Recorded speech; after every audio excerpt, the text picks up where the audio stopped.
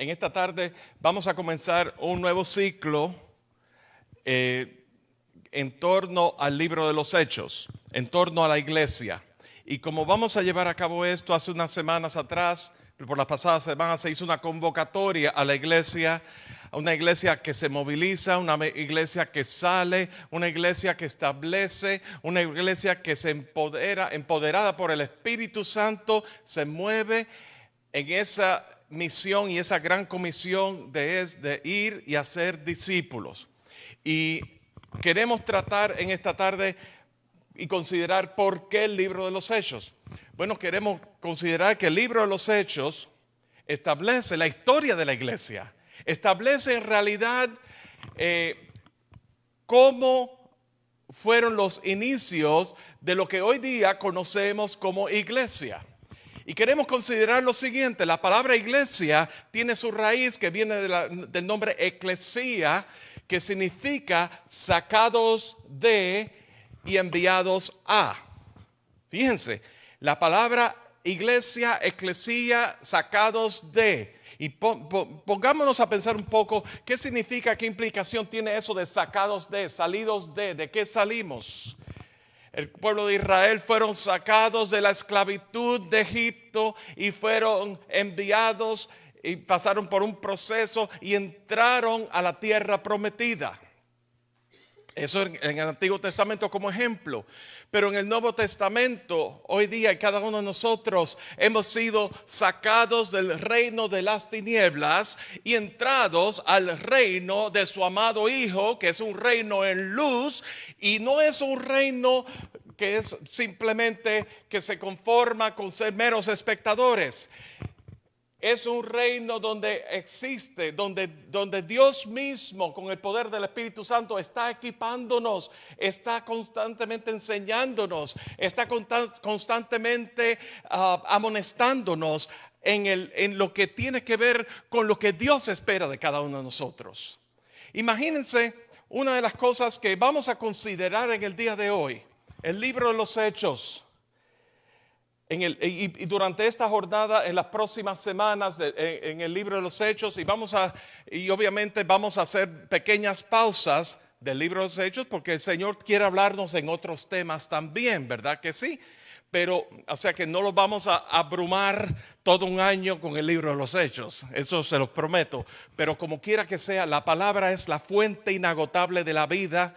Y aún la misma palabra nos enseña, y esto es un libro tan excitante porque habla, escuchen bien esto, habla acerca de la visión de Jesús para su iglesia.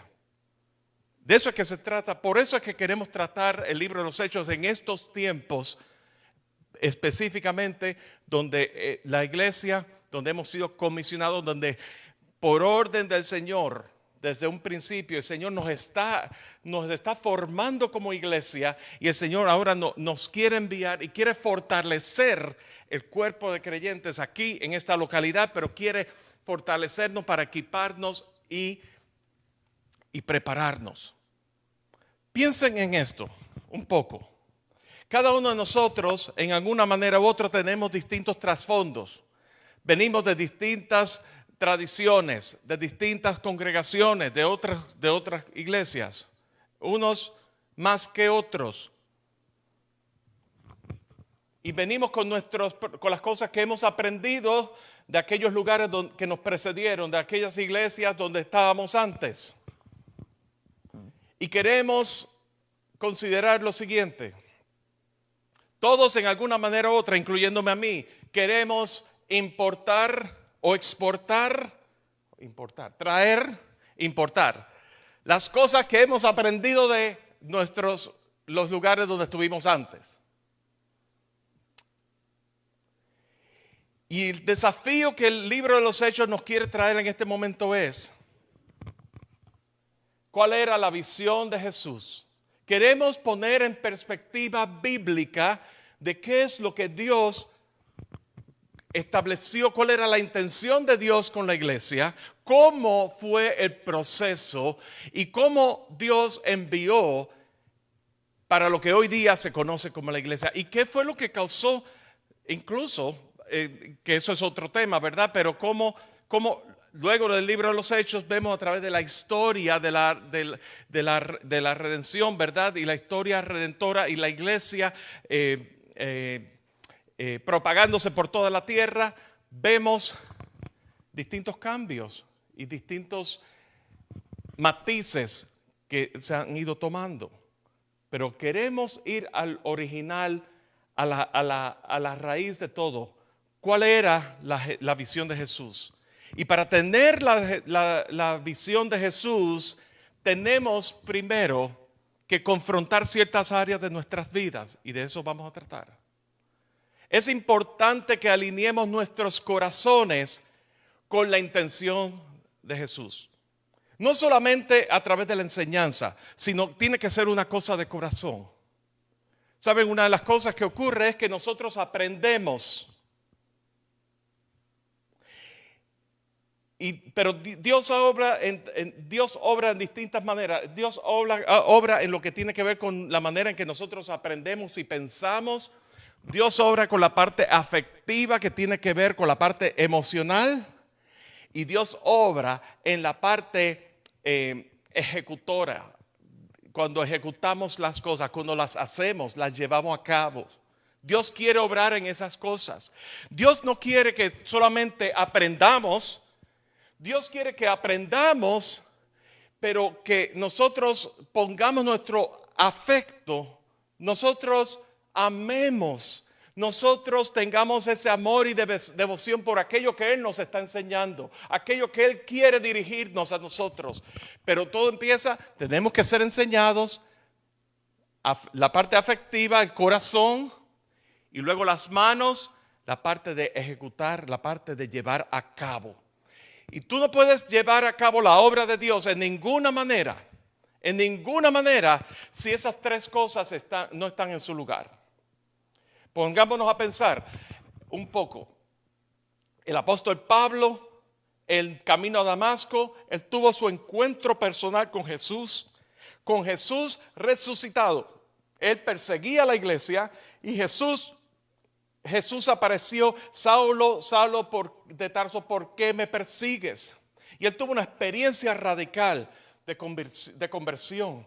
Y de ahí él fue enviado, porque él perdió la vista ante toda la luz y la luz que irradió sobre él, la luz de Jesús. Él perdió la visión y él fue llevado. Y hubo un tiempo de capacitación y hubo un tiempo de enseñanza que Pablo tuvo que pasar antes de que Pablo fuera enviado. Eso no ocurrió de primera. Eso ocurrió, hubo una enseñanza y en esa enseñanza había el corazón cautivado por lo que Dios había hecho. Y eso fue lo que lo llevó.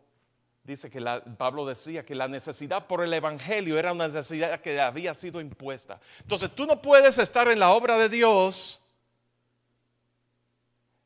si tu afecto no está, si no estás alineado con el propósito de Jesús. Vamos a ir, por favor, al libro de los Hechos y hoy vamos a tratar el capítulo 1, de versículos del 1 al 11. Y leemos.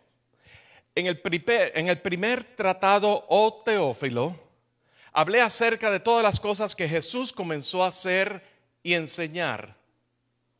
Vamos a determinar aquí. Aquí el autor del libro de los Hechos es Lucas. Lucas era un médico que tuvo una conversión y tuvo una conversión también radical, pero él estuvo también, él no fue parte de los 12 discípulos, él no fue parte de los 12 apóstoles, pero él estuvo muy cerca de Jesús y él tuvo una experiencia con Jesús. Y el Evangelio según San Lucas está dirigido a Teófilo, que se dice que era el amado Teófilo, que amaba a Dios. Y él en el primer evangelio, en el evangelio según San Lucas, él dirige el evangelio a Teófilo. Y aquí en el libro de los Hechos se lo dirige otra vez a Teófilo. Y muchos dicen que es el evangelio según San Lucas, la segunda parte. Hay quienes dicen eso, pero yo me voy a suscribir a lo que veo en las Escrituras, ¿verdad? Entonces, eso quería aclararlo. Hablé acerca de las cosas que Jesús comenzó a hacer y a enseñar hasta el día en que fue recibido arriba, después de haber dado mandamientos por el Espíritu Santo a los apóstoles que había escogido, a quienes también después de haber padecido se presentó, vivió con muchas pruebas indubitables, apareciéndoseles durante 40 días y hablándoles acerca del reino de Dios. Y estando juntos les mandó que no se fueran de Jerusalén, sino que esperasen la promesa del Padre, la cual les dijo: oísteis de mí. Porque Juan ciertamente bautizó con agua, mas vosotros seréis bautizados con el Espíritu Santo dentro de no muchos días. Entonces los que se habían reunido le preguntaron diciendo: Señor, ¿restaurarás el reino a Israel en este tiempo? Y les dijo: no os toca a vosotros saber los tiempos o las sazones que el Padre puso en su sola potestad, pero recibiréis poder cuando haya venido sobre vosotros el Espíritu Santo, y me seréis testigo en Jerusalén, en toda Judea, en Samaria y hasta lo último de la tierra. Y habiendo dicho estas cosas, viéndolos de ellos, fue alzado y les recibió una nube que le ocultó de sus ojos. Y estando ellos con los ojos puestos en el cielo, entre tanto que él iba, he aquí se pusieron junto a ellos dos varones con vestiduras blancas, las cuales también le dijeron: varones Galileos, ¿por qué estáis mirando al cielo?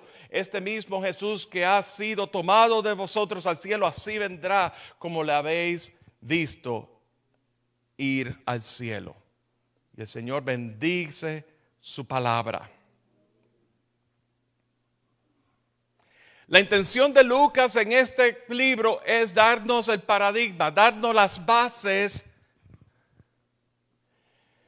para que nosotros, en este pasaje, para que nosotros podamos entender el propósito de este libro en sí. Y es que lo que vamos a ver, si nosotros, estos primeros 11 versículos, si perdemos de vista el propósito, vamos a perder de vista todo lo que tiene, todo el propósito del libro en sí. Todo lo que tiene que ver con la visión de Dios para su iglesia. Pero para nosotros poder entender la visión de Dios para su iglesia, para nosotros poder entenderla, atesorarla, estar cautivados, tenemos que romper con ciertos paradigmas en nuestras vidas. Y en el día de hoy vamos a tratar con 4 áreas de tensión que causan tensión dentro de nosotros. 4 cosas que nosotros tenemos que romper y considerar. Y lo primero lo vamos a ver en el versículo 1 que acabamos de leer. En el versículo 1 Lucas está describiendo que Jesús habló acerca de las cosas. O sea, el primer libro que Jesús habla acerca de las cosas que Jesús comenzó a hacer y a enseñar. Las cosas que Jesús comenzó a hacer y enseñar. Es de eso que se trata el Evangelio según San Lucas, en específico. Y vamos a considerar en la iglesia, para nosotros podernos alinear con la visión de Dios, tenemos que entender quién es el que está haciendo y quién es el que está operando y quién es el que está enseñando. No es la visión de un líder, no es la visión de un grupo de personas, es la visión de Dios, lo que Dios hace, la obra de Dios, que Dios la quiere impartir, la quiere enseñar, la quiere impartir a cada uno de nosotros. De manera que lo primero que tenemos que considerar nosotros es, el primer área de atención que tenemos que considerar es su obra versus mi obra. Su obra versus mi obra. Este es un libro acerca de Jesús, no acerca de la gente. Es acerca de la obra que Jesús ejecutó y enseñó. Es un libro acerca de la obra personal de Jesucristo. Así que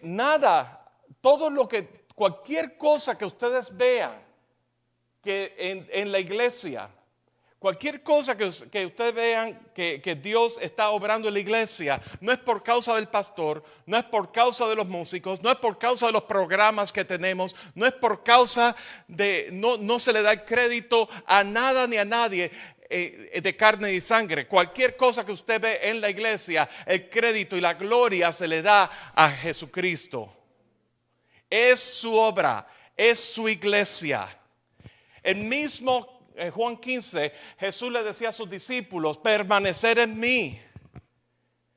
Permanecer, el que permanece en mí, este lleva mucho fruto, mucho de aquello que es la persona de Cristo en nosotros.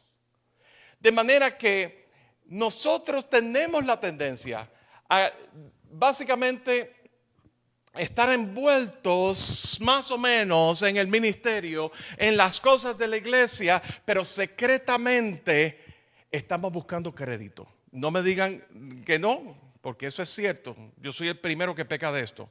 Todos queremos reconocimiento. Todos necesitamos que alguien nos dé nos eche una palmada en el hombro. Todos necesitamos algún tipo de gloria. El fundador de tal o más cual, el ministerio tal o más cual, del pastor tal o más cual. Nos hacemos de un nombre.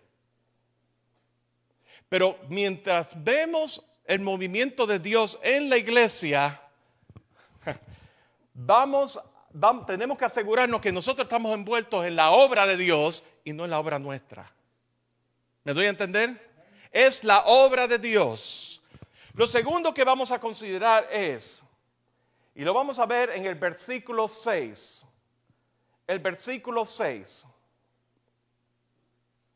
Fíjense que Jesús se le aparece a sus discípulos. Jesús está un periodo de 40 días entre sus discípulos.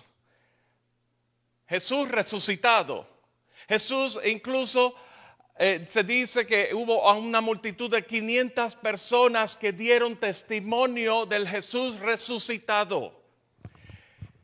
Recordemos que cuando Jesús murió lo pusieron, fue sepultado.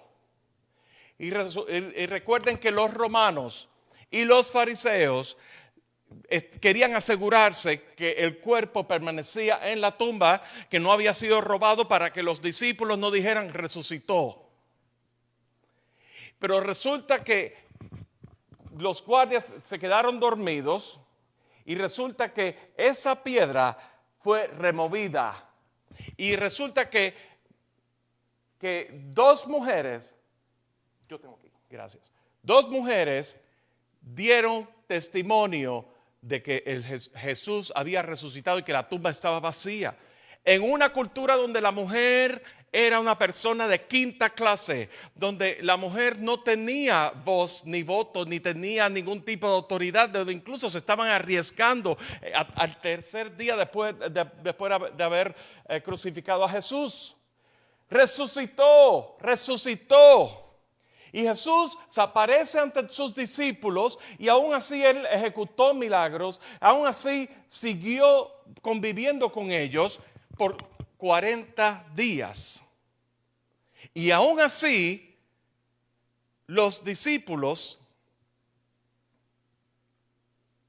entre los que había, ¿verdad?, le preguntaban, hubo quien les preguntaba, ¿restaurarás el reino a Israel en este tiempo?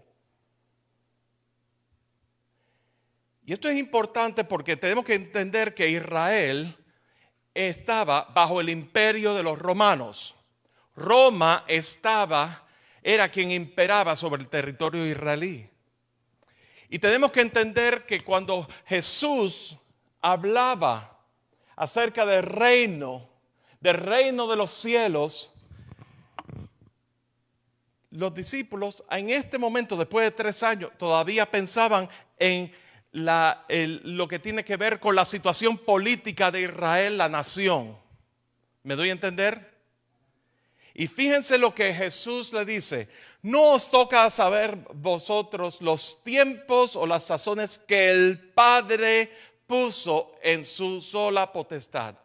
pero recibiréis poder cuando haya venido sobre vosotros el Espíritu Santo.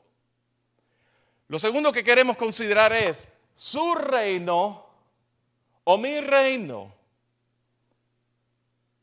Jesús, durante su tiempo aquí en la tierra, fue totalmente consumido por las enseñanzas acerca del reino de Dios.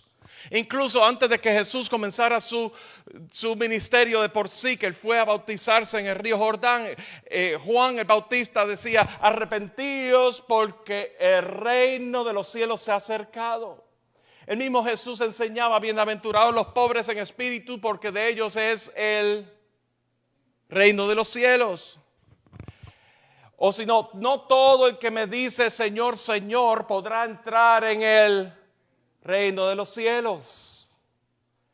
O si no, ¿a cuántas cosas el reino de los cielos es semejante? Cuando Jesús hablaba en parábolas, a un hombre que sembró buena semilla en su campo, o al grano de mostaza, o a la levadura que tomó una mujer, o semejante a un tesoro escondido en el campo, o a un mercader de buenas perlas, o un padre de familia que saca de su tesoro cosas nuevas y cosas viejas.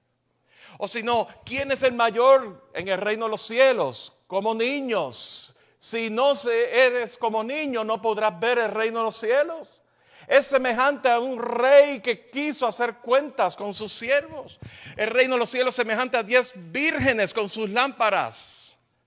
El reino de los cielos es semejante a aquel que repartió talentos. Jesús hablaba constantemente acerca del reino de los cielos y sin embargo todavía no se podía entender. No se podía entender la magnitud de la envergadura de lo que Jesús estaba hablando. Estaban hablando, dándole más importancia a la grandeza de su nación, Israel.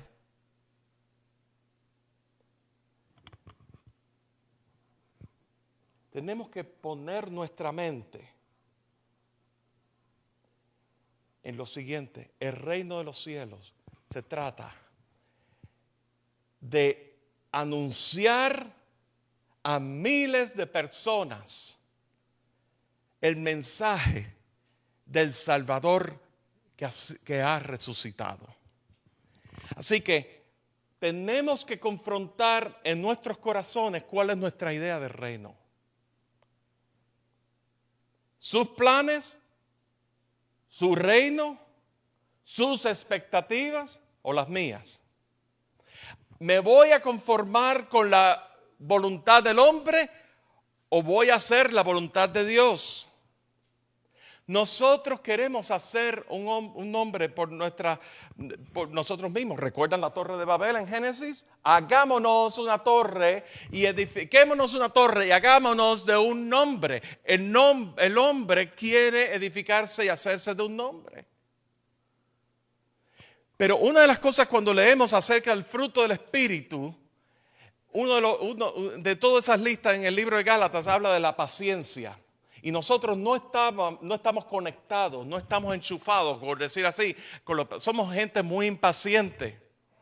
Somos gente sumamente impaciente. Somos gente que nosotros queremos las cosas aquí y ahora. Nosotros pensamos, y yo quiero decirles una cosa, la iglesia del Señor, nosotros podemos hacer planes y hacer un plan de expansión y todas esas cosas y hacernos un límite de tiempo para hacer las cosas y queremos hacerlas en un periodo de tiempo y si no se hace en el periodo de tiempo nosotros nos frustramos y nos frustramos de tal manera que nosotros decimos, tiramos la toalla y decimos, esto no era del Señor. El pueblo de Israel estuvo 40 años en el desierto.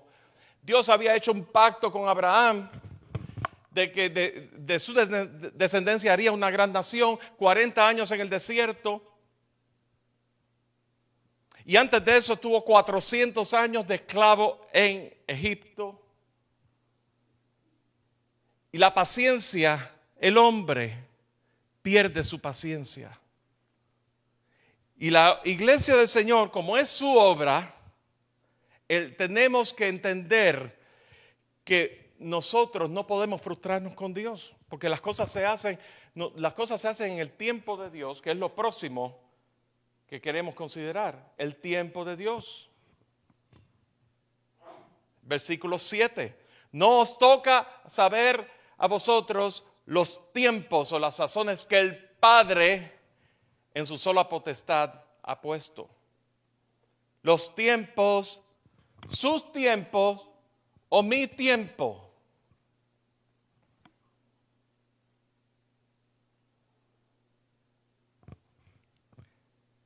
El yo tiene que morir. Y esa idea de que nosotros queremos tener control se ha vuelto un ídolo en nuestras vidas. Y eso tiene que morir. Tenemos que practicar la obediencia a Dios y esa rendición a Dios. Y por último, en el versículo 8, vamos a ver: recibiréis poder cuando haya venido sobre vosotros el Espíritu Santo. Recibiréis poder. El Espíritu Santo trae poder. El Espíritu Santo que glorifica a Cristo y anuncia a Cristo y has venido a establecer todo lo de Cristo aquí en la tierra. El Espíritu Santo nos da poder. Nosotros somos testigos del poder de Dios para que nosotros seamos, lo testifiquemos en Jerusalén, en Judea, en Samaria y todo el resto de la tierra. Es obra del Espíritu Santo. Estamos hablando de que el reino de Dios, escuchen esto, es un movimiento de Dios multiétnico, internacional, de proclamar el Evangelio a todas las esquinas de este mundo. Y para hacer eso tenemos que ser transformados. Para poder hacer eso, nuestras vidas tienen que ser totalmente transformadas por la obra que Dios hizo en la cruz. Y es importante que nosotros, nuestro ser, nos pongamos en alineamiento con el Señor. Su obra o mi obra. Su reino o mi reino. Sus tiempos o mis tiempos. Lo cuarto es su misión o mi misión.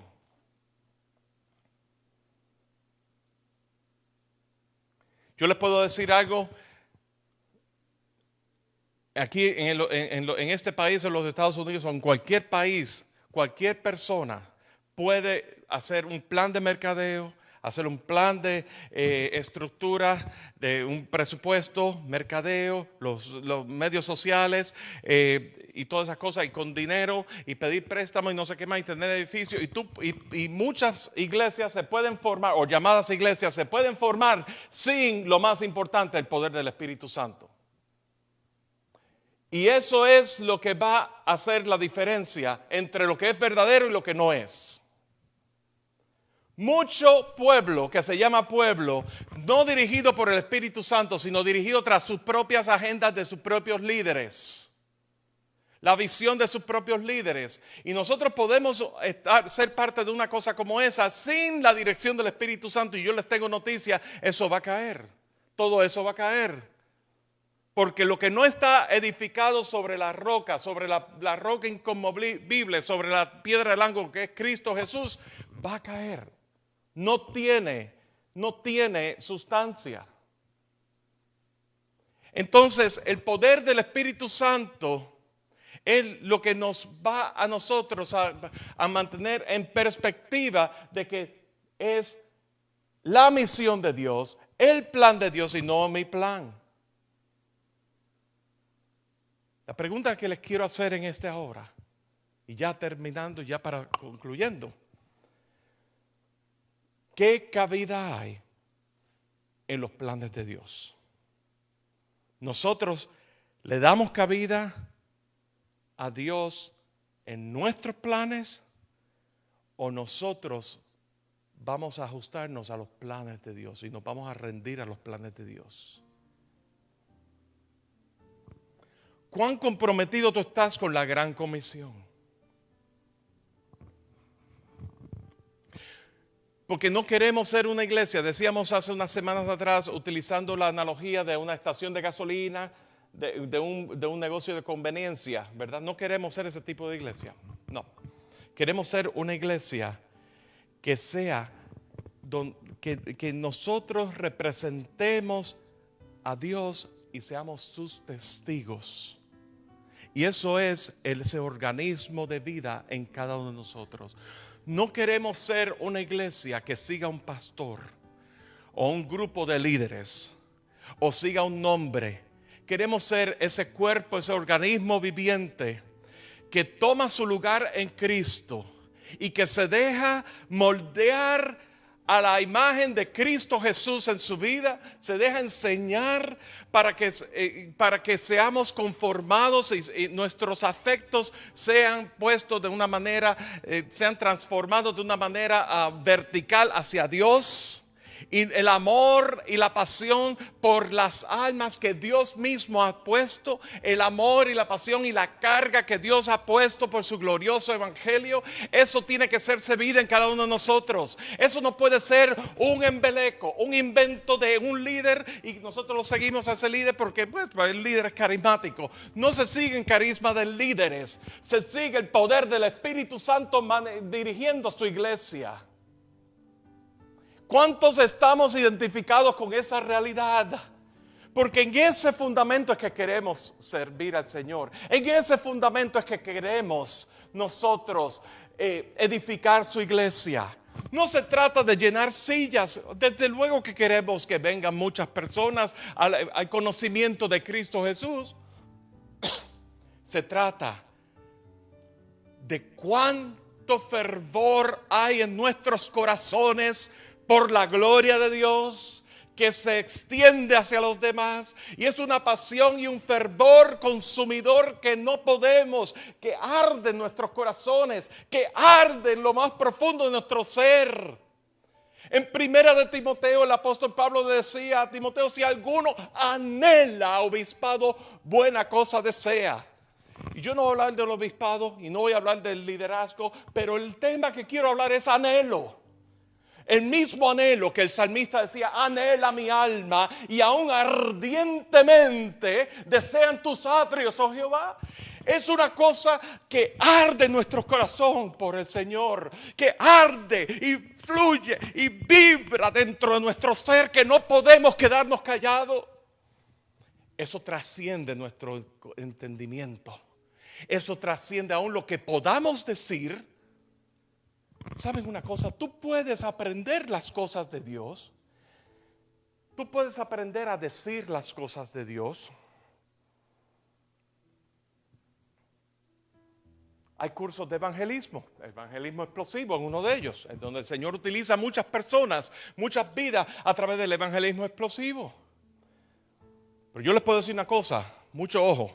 Tú puedes aprender a decir y qué decir y cómo preguntar y cómo entablar una conversación y todas esas cosas. Y eso está bien, y hay que entenderlo y hay que aprenderlo. Pero si tu corazón no está alineado con eso, si tu corazón no arde por las almas, tú solamente vas a estar recitando cosas y no va a pasar, de ahí no va a pasar. Si el poder del Espíritu Santo no vivifica esa palabra que tú estás proclamando, no va a haber ningún efecto. Entonces tú vas a estar actuando en obras.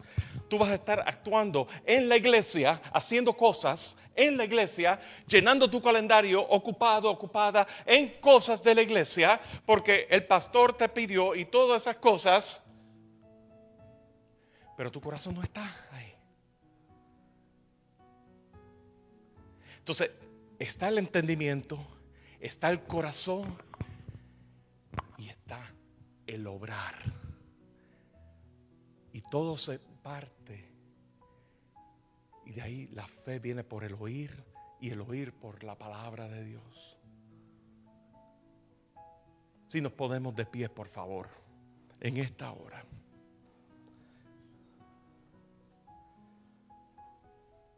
Muchos decimos y leemos en sus Biblias, dice el libro de los Hechos de los Apóstoles. ¿Lo dice en su Biblia?